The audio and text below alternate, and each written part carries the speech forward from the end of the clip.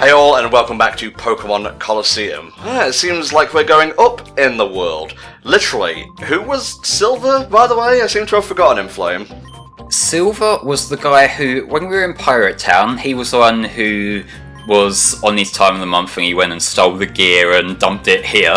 And then he was also the one who got kidnapped by the Scythe Peons when we went to the Under.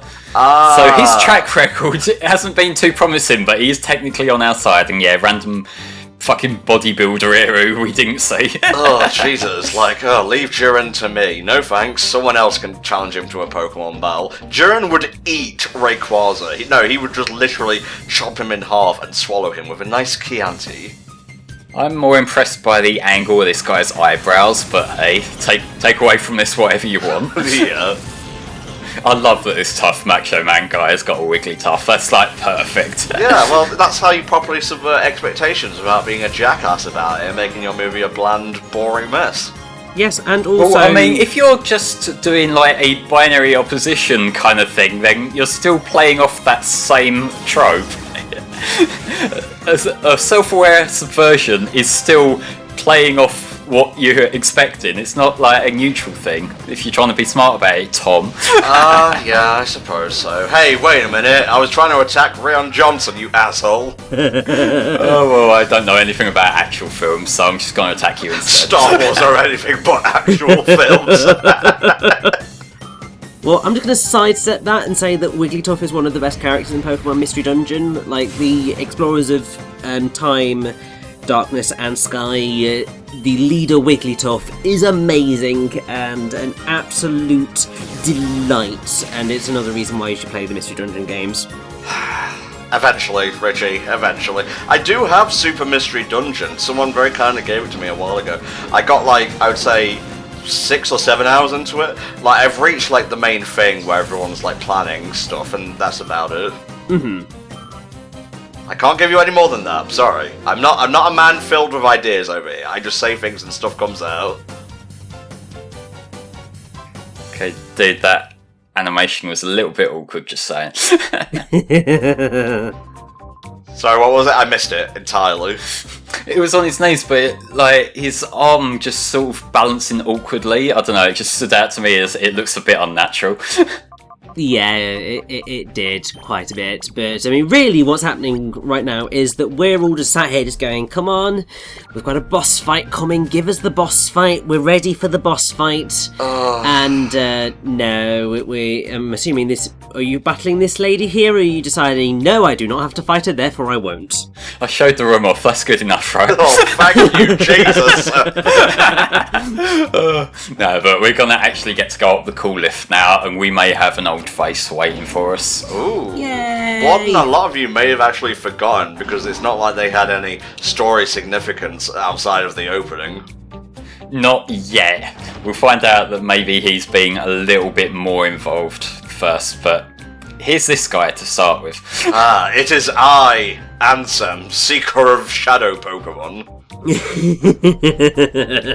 Don't patronise me, Richie. You don't have to laugh at my terrible jokes. What kind of name is Nascour? Anyway, do you have a surname? He does not have a surname. Really, it's just a bizarre name in every way, shape and form.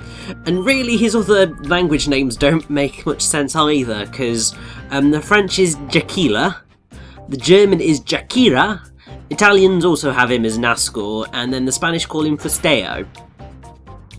And all of these are words that I have no idea what the hell they mean.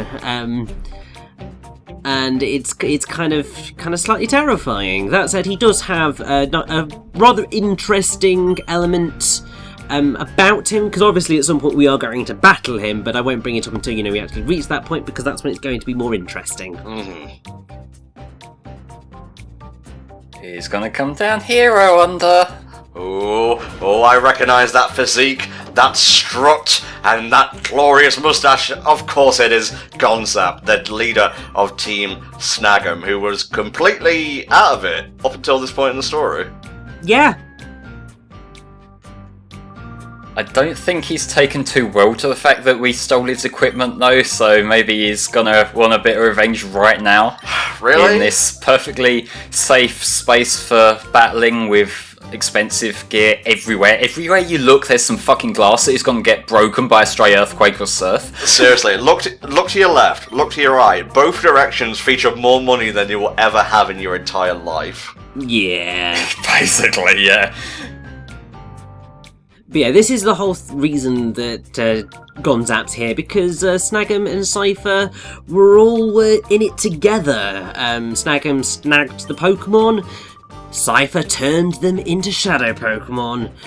Perfect supply and demand right there. Yeah, but what I don't understand is why didn't they have more prevalence in the story itself? Like, is this supposed to be a big reveal, like the evil team was evil and working with the other evil team? At least Gen 7 had a bit of, like, if not subtlety, at least ambiguity about it. Yeah, I'm not sure. I suspect that probably what it was that they wanted to have that whole thing of you thought that Team Snagem were sort of the ne'er-do-wells and not really that important to what was going on with the whole situation, only to have it revealed that they were in cahoots the whole time. I suspect they probably thought it was going to be a bigger surprise reveal than it actually ends up being. Yeah. But sometimes you try these things and they work, sometimes they don't.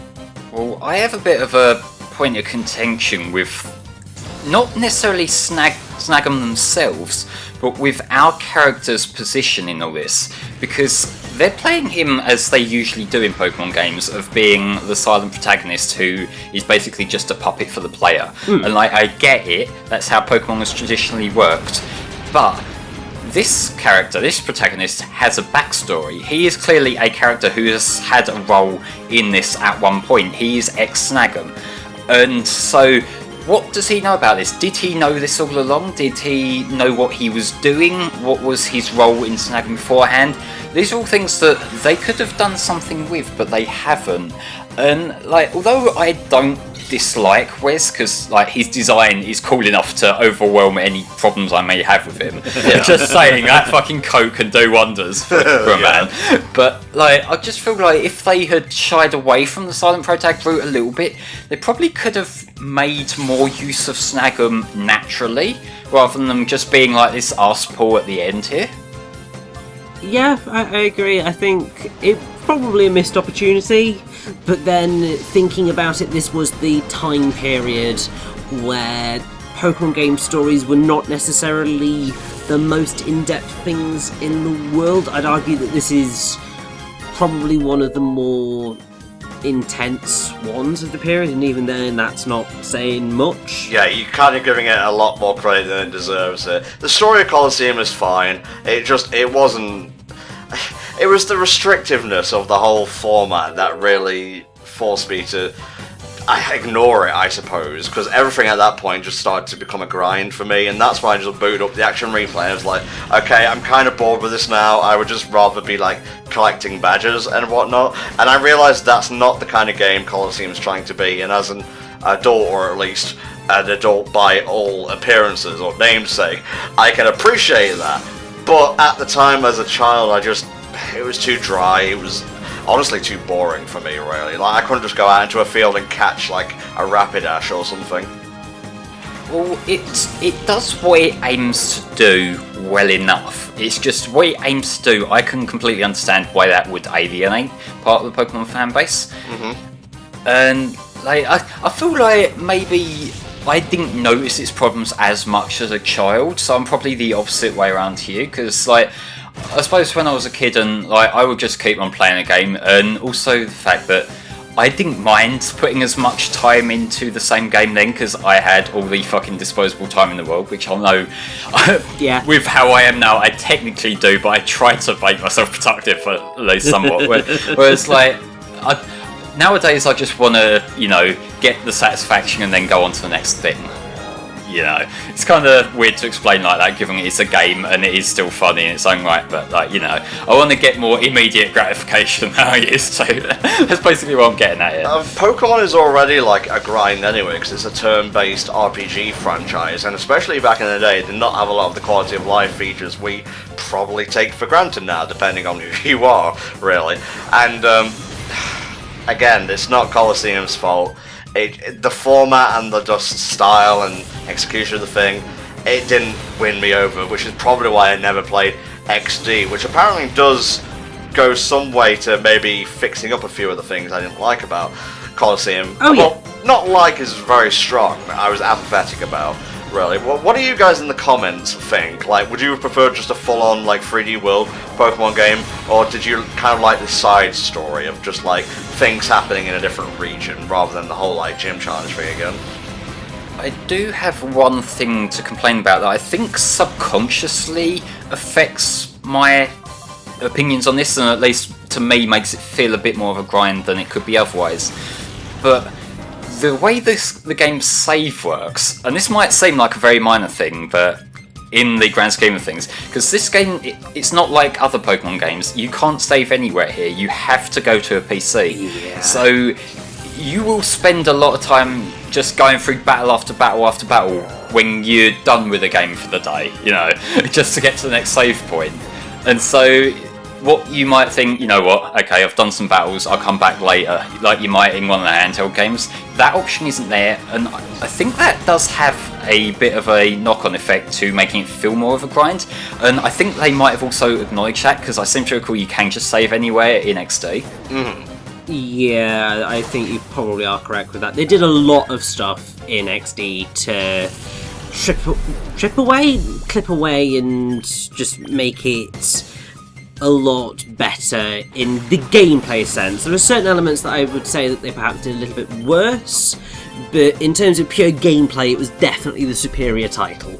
Yeah, because like one of the bigger problems I have in terms of this game's pacing, which is the snagging mechanic, dragging things out, they actually doubled down on that in XD. In, like I mentioned earlier, some of the trainers have multiple shadow Pokemon, so in that sense, it's like it does still carry over the slow pacing and makes it a bit worse in that respect. But like there are other things that do seem to be a bit more quality of life. So I guess it is just like fix some, fuck up others. Pretty much. And since, you know, we're still on Gonzap and we're going through trying to snag his Shadow Skarmory, got a few little bits and bobs of trivia with Gonzap. Okay. So his other language names, in French he's Gonza, German is Drakral, Italian's Gonza, and then the Spanish call him Golka. And then I also just felt that I had to kind of go over the Snagem head bit, because they're quite hilarious. So the French, it's lead snatch. So it's lead snatch Gonza. The German is Kralboss, so Kralboss Drakral. Italian is Capoclepto Gonza. That's great. And and then the Spanish is Jefe Capo Golka, which is obviously going in the same sort of thing. But yeah, Capoclepto is great. The other thing is that, obviously, it's a bit of a spoiler, but the game's freaking ancient at this point, and obviously there's a post-game, but you have the option to take on Gonzap in a rematch in the post-game. And what's interesting is that all of his Pokemon give out attack EVs only, and for all of them, their attack stat is their highest base stat, which is an interesting thing to set up, actually.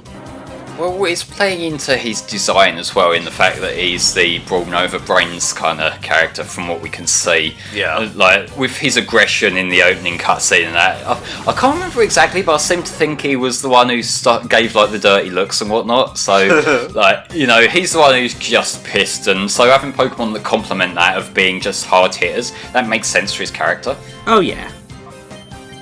I want to catch this fucking Skarmory already, come on. I think if there's one Pokemon that you're probably potentially not going to end up snagging first time round, it is potentially going to be the Skarmory, because this blighter does seem to have a ridiculously low catch rate, considering I don't think Skarmory's normally that bad. And also it's just really stubborn because it uses moves that hit it with recoil and all that sort of jazz. Well, they do carry over the catch rate from like their wild battles, so the catch rate that will go up against in the wild is the same catch rate for the snag, at least to my knowledge. So it's kind of the same principle. I've had some horror stories about trying to capture Skarmory when you're walking through like that part in Gen 3 where Ash falls from the sky and so on. When you said Ash, I was thinking Ash, the character, just falls from the sky and lands on his ass. No. It's not like the opening of Kingdom Hearts 1 or anything. Richie, it wasn't that funny, come on. Well, no, it's only because I just realised that I'd made the exact same mistake that Flame just did, and I was just like, yeah, that area. I was thinking Ash the character as well, not, like, Volcanic Ash. Okay, Richie, okay. If you said yes, would that have been a game over? I'm not sure, actually. I think Rui just traps you in a but thou must. No one saw that edit, but that's the end of the part.